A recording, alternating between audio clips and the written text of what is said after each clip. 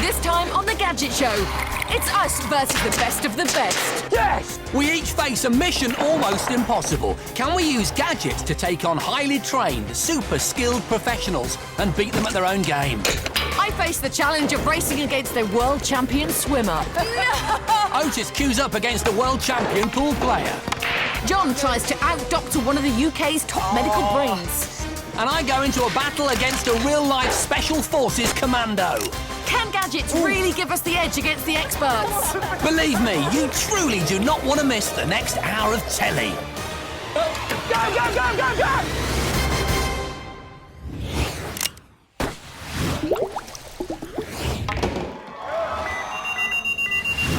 Hello and welcome to the Gadget Show. Yeah, and it's not just any gadget show. Oh no, sirree, Jiminy Bob. Hey, this is a little bit special. That's right. Rather than having one big challenge, this week there are 4 very different challenges, one for each of us. The idea is to find out whether we can each use gadgets and tech to take on and beat professionals at their own game. Yes. Yeah, and we've got something to prove here, because the last time that we tried to take on the professionals, it was Pros 3, Gadget Show 1. Very poor. Yeah, it was. Only Jason managed to win his, and the rest of us had to walk away with our high-tech tails between our legs. But we're a team, yeah? Yes. Are we a team or what? Yes. Are we a team that likes to lose? No. Actually, I'm kinky that way, but that's something else, all right? Because we're not going to lose this time. Oh, no, sirree, Jiminy Bob.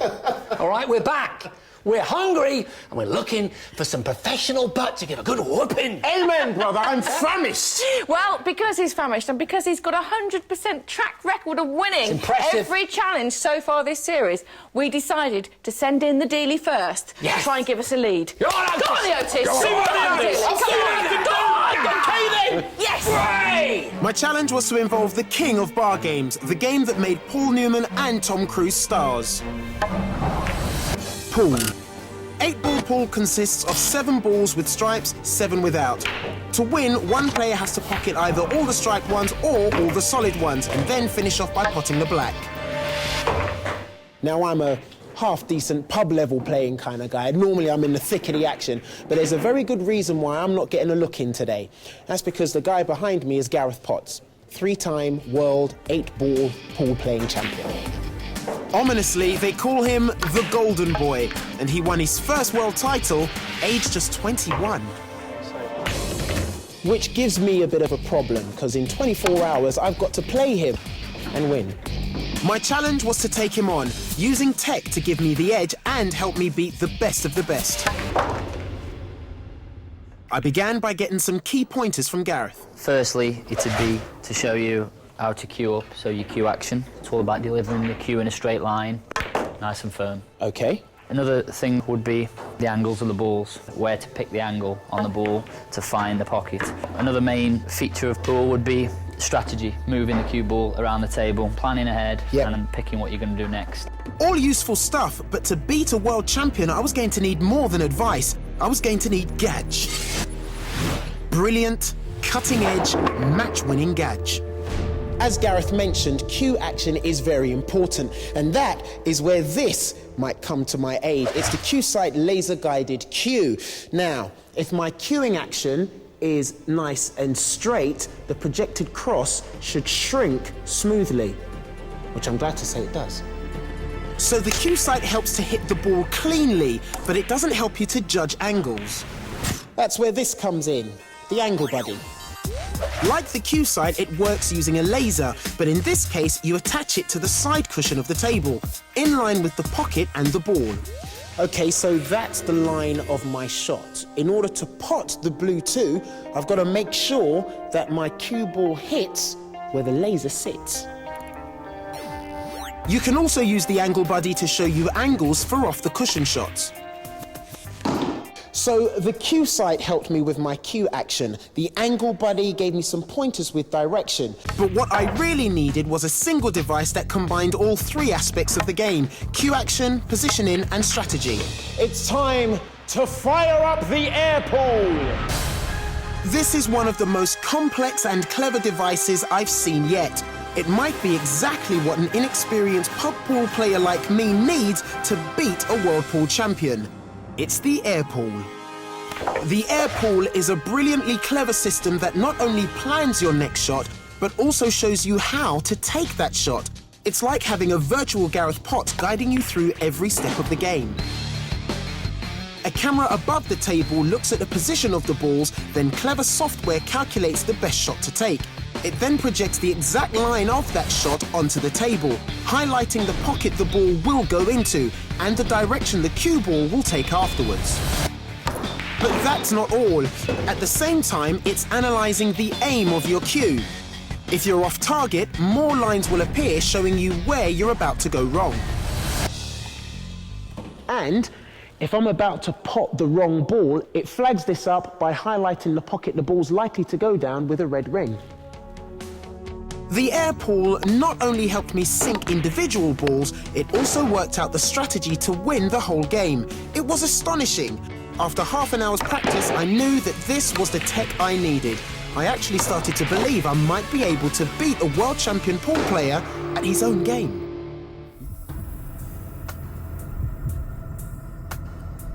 It was going to be the best of 3 frames, and as we prepared, the tension was almost unbearable. Gareth would break first. And immediately he was into his stride, potting 3 balls off the break, 2 solids and a stripe. He chose the stripes, and their positions were so good, I wondered if I'd even get a chance in the first frame. Then I got a bit of good fortune. Oh, I was in. Now I had to find out if the air pool system could deal with such a masterly opponent, and also if my potting ability could stand up to the pressure. The air pool immediately showed me my first shot and where the cue ball should head in order to continue the break. I was off. The air pool and I were working brilliantly together, and 2 more balls went down in quick succession. However, my break ended on the green and Gareth started potting again. Of course, air pool was switched off while he was at the table. But then, Gareth missed a difficult red, and I'd got another chance. A few balls later, and amazingly, there was just the black to go. I lined up with the pocket, but at the last moment tensed up and my aim wavered. Oh, I'd missed! But then a miracle! Yes! First game to Gadget Show. Okay, I know it was a fluke, but I'd still won the first frame. Gadget 1, Professional 0. Bring on frame 2. Now, even though the 12 is the easiest shot, the system is telling me that I'm better off cannoning the 9 onto the 11. I missed it. The system might have the talent, but I obviously didn't, and from that moment on, the second frame was a foregone conclusion. No amount of clever tech will help you if your opponent keeps potting the balls and won't let you back on the table. It was now 1-1. I felt victory still could be mine. The air pool was working brilliantly and I was unbelievably holding my own against a world champion. On to the third and deciding frame. Gareth broke off and I prayed he wouldn't get a good start. And he didn't. Nothing went down. I had a chance. But on my second ball, I messed up. Despite clear guidance from air pool, I'd missed, leaving the table wide open for Gareth to make mincemeat out of me. And just when I thought he was stumped... Oh, no. Gareth, look. Looks like my ball's in the way. We'll see.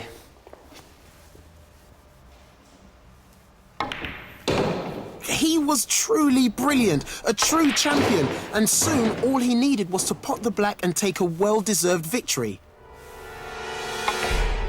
But he missed! I had another chance. The air pool showed me exactly what to do. But the pressure got to me. Even worse, I left the black right over a pocket. I could barely watch as Gareth lined up a right sitter. It would be all over in seconds. Gareth had not only potted the black, but also the cue ball. I had won! By a complete fluke, admittedly, but it was still a win. Yes! Hey! Nice one! Nice start, Fluke. fluky Fred. You know, he was lucky at the end, but you made your own luck because you won one of those crucial matches. Thank you very much. And that technology, wasn't it astonishing? Ooh, I think it's the best technology I've seen this year. Yes, yeah, I agree with you. I think it's possibly the best waistcoat I've ever seen. Leave the waistcoat out of it. Hey, listen, Potts, you'll be a little bit annoyed, though. We're enough at the end. Schoolboy error. Can I just say, Gareth Potts is an amazing guy, and give him a sniff of the table and he will absolutely clear up. But you did beat him, right? I did beat him. Yeah, could be old Sharky Daly, could he? You know what that means, don't you? Gadget Show presenters 1, professionals 0. Yes! Way to start a professional challenge, and do more victories lie ahead. You'll find out soon. Welcome back to our Gadget versus Professional challenge. Yeah, this week we've got one challenge each against a professional. We've got to beat them at their own game using gadgets. And it's going rather well so far. Otis pulled victory from the jaws of defeat at the pool table, meaning we're 1-0 up. That's right, I gave the golden boy a taste of the O-Dog. Yeah, and as much as we're loving the O-Dog's victory, it has piled an enormous amount of pressure upon the rest of us. Sorry about that. No, it's fine. The pressure is good. Now, though, we're hoping to go 2-0 up thanks to the skills of this fine gentleman here, John Bentley, MD. Crikey. This was the Gadget Show's surgery, where I had 3 patients in the waiting room, each with genuine pre-existing ailments. My challenge was to match a real doctor's professional diagnosis of each patient. If I got even one wrong, I would lose, and considering the opposition, it was going to be tough. Dr. Dawn Harper is one of the most widely known doctors in the country. She has 2 decades of experience as a GP. She's written numerous books and articles and diagnosed patients on several TV programmes. I, on the other hand, was equipped only with common sense, a healthy pile of technology and self-diagnosis websites. Here's my kit, Right. and I'm quite pleased with it, actually. I mean, it looks quite techy, doesn't it? It looks very techy, actually. All apart from this, John. Is this your phone? Well, it's an iPhone, because there's an app for it which turns the iPhone into a stethoscope. Home tests like these are no replacement for the opinion of a qualified medical practitioner and shouldn't be considered 100% reliable, but they can be very useful in giving you an idea of what's ailing you before you consult your doctor. My challenge was to see just how good they could be. I'm dead. We had our own consultation room each, and Dr. Dawn was up first with patient number 1. Good morning, Doctor. Morning. I hope you're well and your family. Very good. Come and take a seat. Now, what can I do for you? Well, I haven't been feeling well. I've had a funny head and I've had dizzy spells occasionally. Where do you feel these headaches? Is it across the front of your head, back of your head, one side? It's like a crash helmet. It's as though it's on the whole of my head. After a few more questions and a couple of tests, Dr. Dawn had made up her mind. Having made her diagnosis, she sealed it into an envelope and sent it to me, along with the patient. I was only allowed to see her conclusion after I'd reached mine. Good morning, Doctor. How are you? Meanwhile, she was watching my every move. How are things with you? Well, I haven't been feeling very well recently. I've had a funny head. With a list of symptoms from my patient, I could enter them into one of the many medical websites available. I started with one designed specifically for matching symptoms to illnesses. Right. Now, what I'm going to do is go to a website from Boots called WebMD. Good website. WebMD asks questions about your symptoms like a real doctor would, then brings up a list of possible diagnoses. It gives no less than 20 different conditions. I can't see any evidence of sunburn. And as for benign paroxysmal positional vertigo, I think that would only happen if you were exposed to heights, is my guess. That's not the most common. It says high blood pressure, and I've got this rather splendid blood pressure machine. I don't really like to try that. This Panasonic home blood pressure monitor is fully automatic, with an easy-to-read wireless display. Think about relaxing things. Now, that does look a little high to me. I mean, on the box here, they give us a handy chart, and that 183 over 101, that definitely puts you in the hypertension category. I was sure the diagnosis was hypertension, but would Dr. Dawn agree? Yes! 1 down, 2 to go. Now, what can I do for you? First of all, I just feel a bit down, just a bit tired in myself. I've lost quite a bit of weight, to be honest, over the past, I'd say, year or so.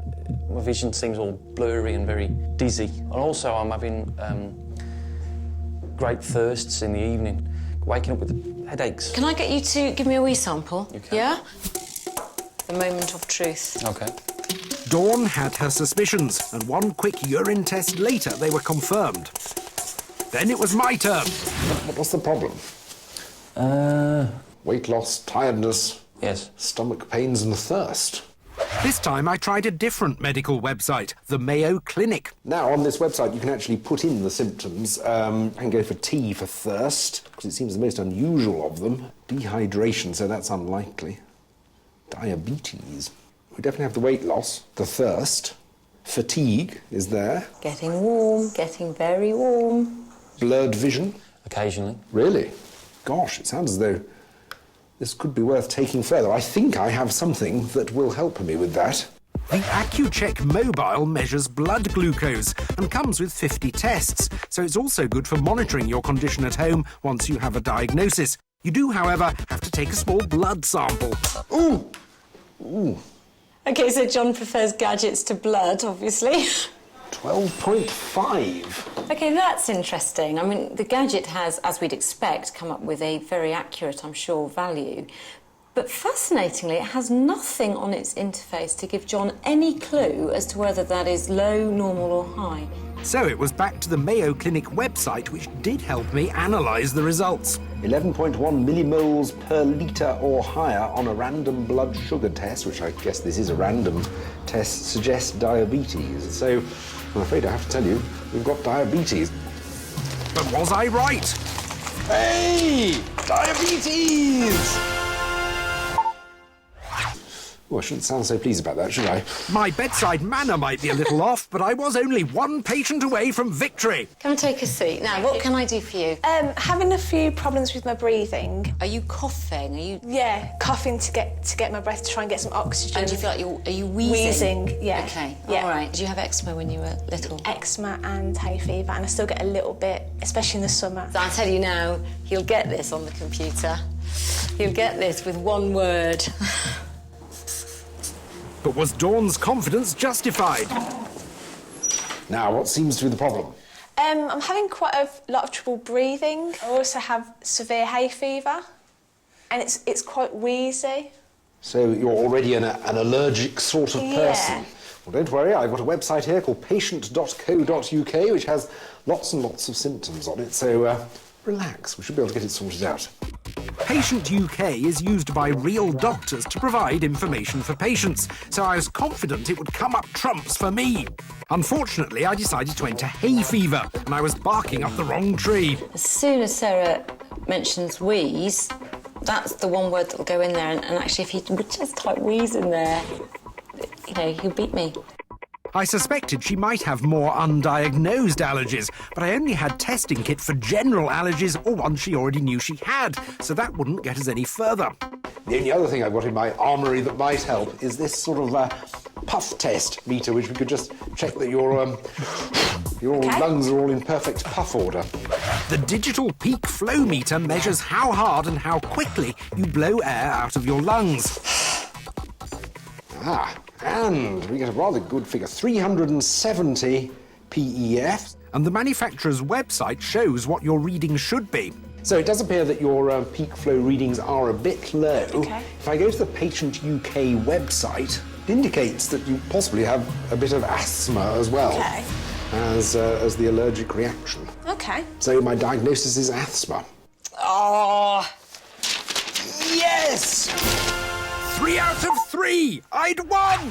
Good job! Well done, John. Well done, you did so well to diagnose everything that she did. I did feel under pressure, though. I don't know how GPs manage to keep all this information in their heads without having lots of websites to refer to. That is interesting. Seeing you wading through the various diagnoses on the internet did focus the fact that she... I mean, for example, with the third girl, the asthma patient, she just heard a few sentences from her and she wrote down asthma. That's down to experience, isn't it? It's fascinating. And all I was doing was diagnosing. I wasn't actually making any attempt to treat the patient, There is of course. that. No, that's very important. But I reckon these gadgets are probably quite good for monitoring an existing condition, you know, taking your temperature and so on, aren't they? Exactly what Dr. Dawn said. They'd be great for home monitoring an existing condition. Yes, but not replacing a real doctor. No, indeed. But what it does mean, though, is that it's now a Gadget 2 Professionals 0. Yay! OK, but just to take us away from that for a short while, Susie, can you do that clicky thing with your fingers where we all change clothes? OK, ready? Everybody ready? Yeah. Oh, wow. Right, now, we all know health and fitness is very important. This is the leg mask, which promises, with just 60 seconds a day, to tone up all the muscles in the lower part of your body. OK, let's see. 60 seconds.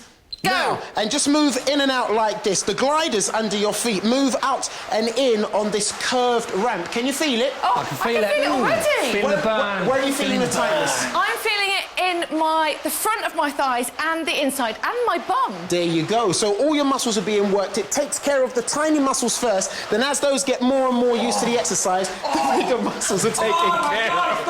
25 seconds gone. It's such a relief that I've got my workout clothes in my bag. Because I'm really working up a sweat. But you don't need to get changed. That's the good thing about it, because you can actually do it in your normal clothes as well, which is one less hassle. It's great if you're into riding sports, so motorbiking, skiing, and also if you're into martial arts. Great for those muscles. 6 seconds. 5, 4, 3, 2.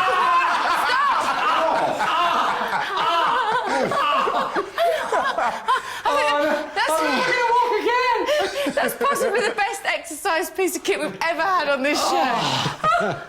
Can we go to a break now, please, nurse? Please. Yes.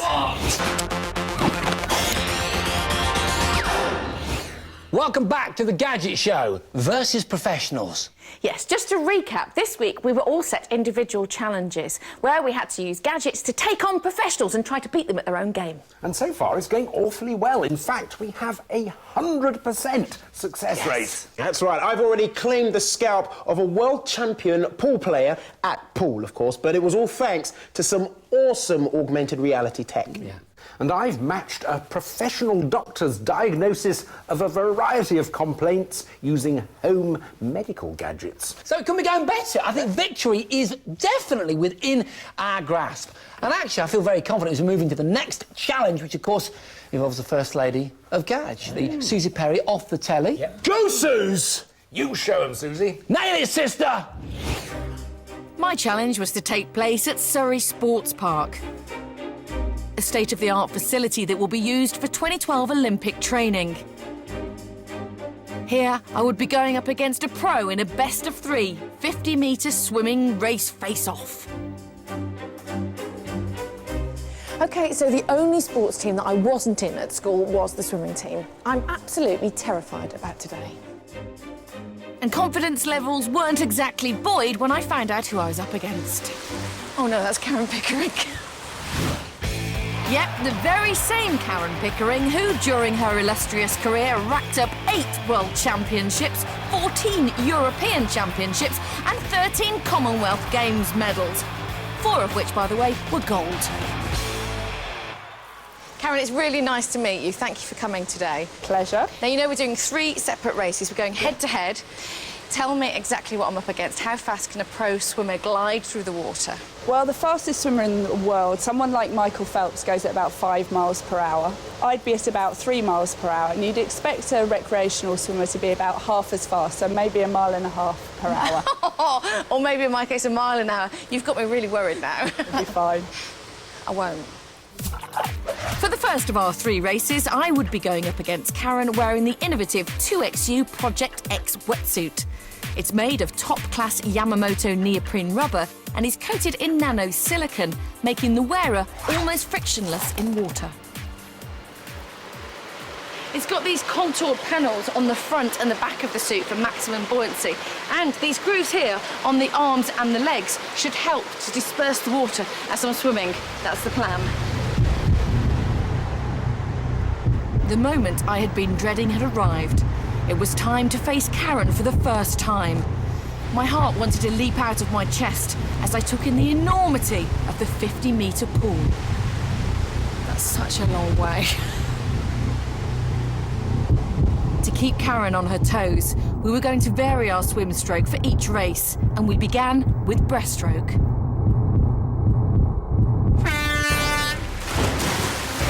got off to a good start with a huge dive, but I could sense that Karen was right at my side.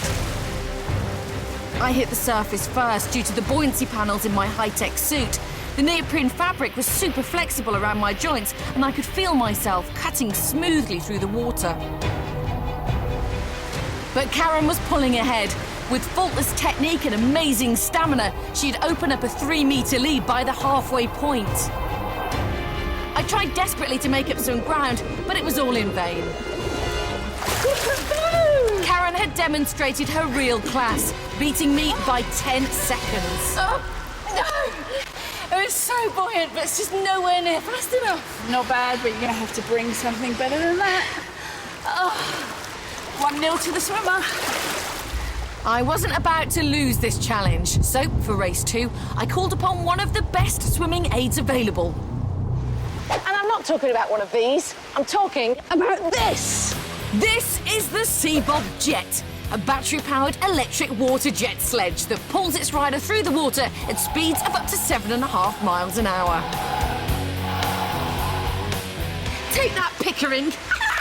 Oh no, what have you got there? You've got that body of yours and I've got Seabob. Bring it on! That is not fair. Karen was clearly bemused, and I knew just how much she wanted to win this challenge. Her face said it all. However, this was a must-win race for me. If I was going to take the win, I had to get control of the powerful Seabob from the off and ensure that I didn't lose concentration.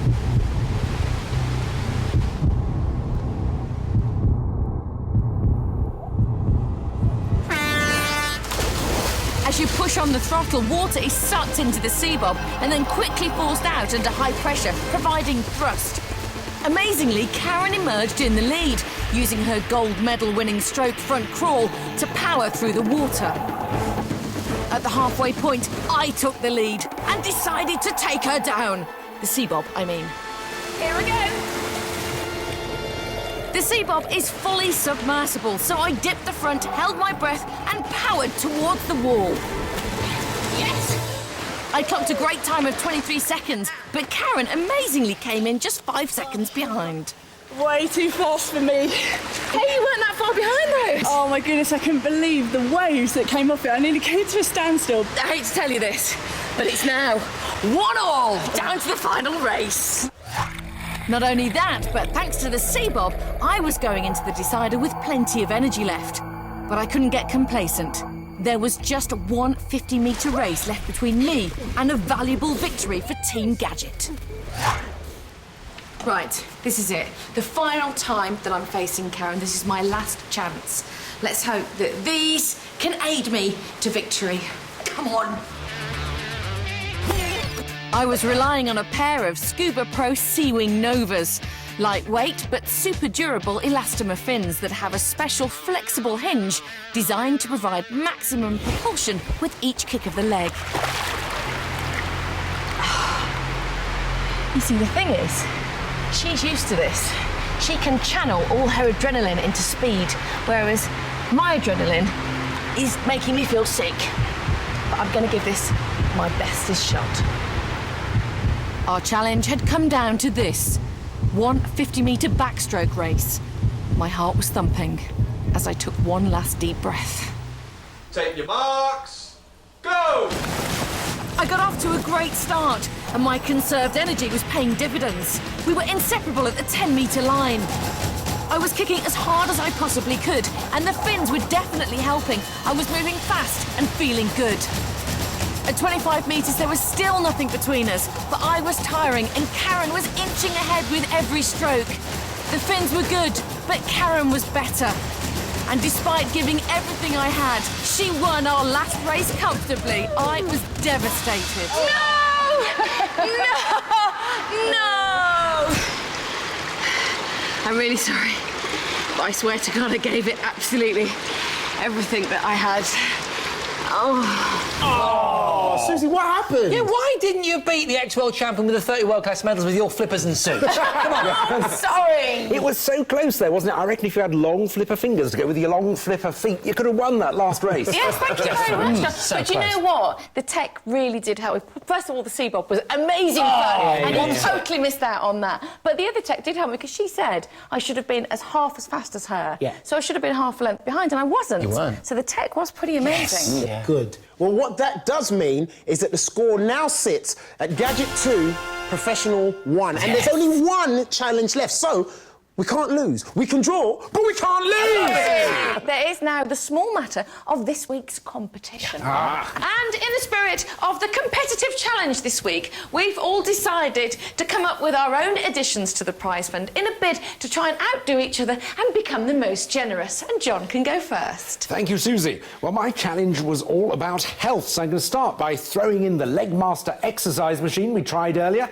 and I'm also throwing in a year's free membership for 2 at the nearest David Lloyd Fitness Centre to where you live, plus these Asics Gel Kayano 16 trainers, a Garmin 405 CX sports watch, an iPod Nano, and just to prove how generous I am, I'm also including this Power Plate exercise machine. Very nice, John. However, I think I can do better than that. I'm going to throw in my Project X wetsuit and my Seawing Nova flippers that I used in my swimming challenge catch. But come back, because you'll need somewhere to wear them. So I'm also giving away a holiday for 2 people, full board and flights to Greece. And of course, you'll want to take some photographs. So how about this Nikon D90 SLR camera and this Sanyo Exacti waterproof camcorder? Yes, you're going to have to take them in a suitcase. So here you have 2 rugged Seahawk suitcases, one for your gadgets and one for your shoes. Wow, Susie, that's really nice. But not as nice as this. Now, my challenge was to take on a pool shark, so I'm throwing in this computer pool game. Ooh, is that it? No, that's not it. Get out my shot. Thank you. I'm also throwing in this 42-inch TV for your front room, this 32-inch TV for your bedroom, this 19-inch TV for your kitchen. But you need content, right? How about this high-end gaming PC? Or the PSP Go, this DSi XL, the Wii, the PS3, the Xbox 360, and £2,000 to spend on games! Woo! Oh, I can feel the pressure wave from that smackdown of games, but guess what? It gets better! Because I'm going to add a GoPed no-ped electric scooter, a load of Dervish longboard, an Easy Glider, I've got a Brompton folding bike, the Marin Berlinus Ridge mountain bike, a Boardman Compass C road bike, and a year's free broadband at the best possible speed we can get you where you live, and a year's subscription to Sky's full HD package, plus dish and decoder. But guess what? I'm going to end with a big one, all right? How about experiencing weightlessness like an astronaut, OK? You're going to get the chance. You and a friend, we've got flights and hotel to Vegas, where one of you will experience 0G. Come on! It's a pretty extraordinary prize fund, I think you'll agree, and it's worth in excess of £21,000. And to be with the chance of winning it, you'll need to know the answer to this question. Which of the following is a recognised Olympic swimming stroke? A. Breaststroke, B. Dragonfly, or C. Pub crawl? To enter, call 0904 1616 555 or text A, B or C to 63555. Or send your answer, name and contact telephone number on the back of a postcard or sealed envelope to Gadget Show 8, PO Box 46556, London N10WW. Calls cost £1.50 from a BT landline. Calls from other networks may vary and from mobiles will cost considerably more. Text costs £1.50 plus 1 message at standard network rate. For rules, go to 5.tv/win. Lines close at midday on Monday the 29th of March and 3 days later for postal entries. And of course, we'll show you the question again at the end of the show. Good luck. Gadget Show Live, our live exhibition, takes place this April at the NEC in Birmingham. Now, the original 4 days of the show are totally sold out. But if you've been slow getting tickets, all is not lost, because the exhibition will now open to the public for a special preview afternoon on the 7th of April. For details, go to our website, www.5.tv/Gadget Show, and click on the tab marked Gadget Show Live. See you there.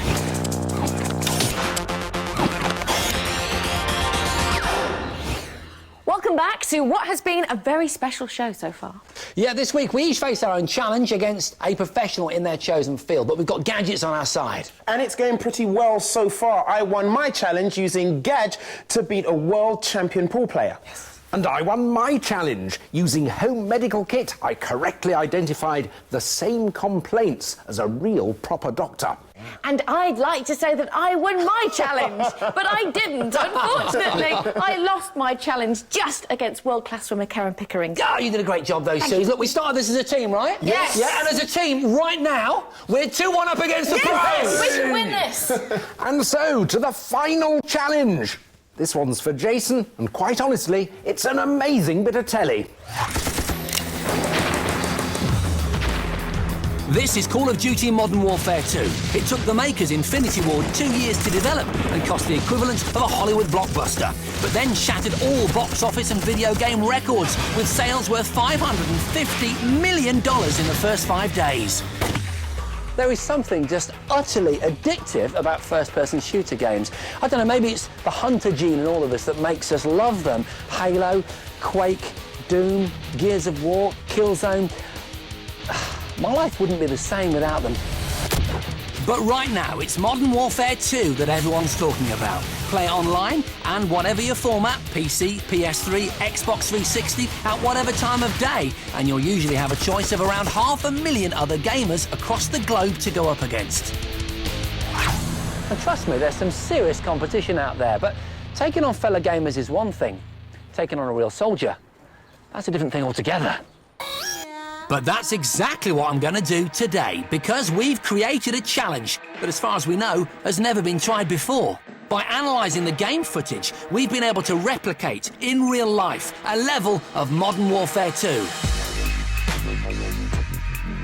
OK, this is Bognor Regis, not Beirut, but the things that matter are completely accurate. The number of targets, the distance between them, and the layout of the building all mirror the game.